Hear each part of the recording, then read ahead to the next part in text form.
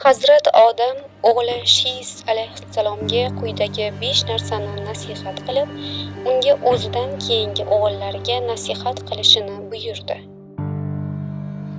O'g'illaringga ayt, dunyoga ochko'zlik qilmasinlar, undan o'zlarini xalos tutsinlar. Men abadiy jannatga ochko'zlikka berildim.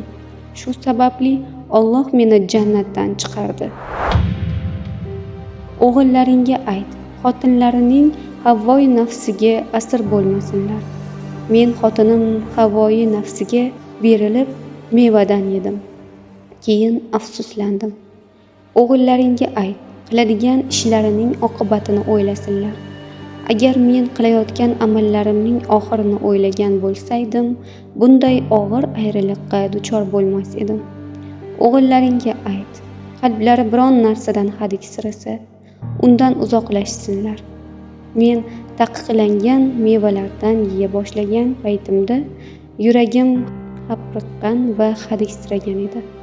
Lekin orqaga qaytmagan va uzoqlashmagan edim.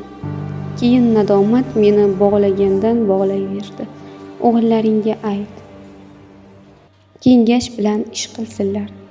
Agar men malaklar bilan kengashgan bo'lsaydim, bunday ayriliqqa duchor bo'lmas edim.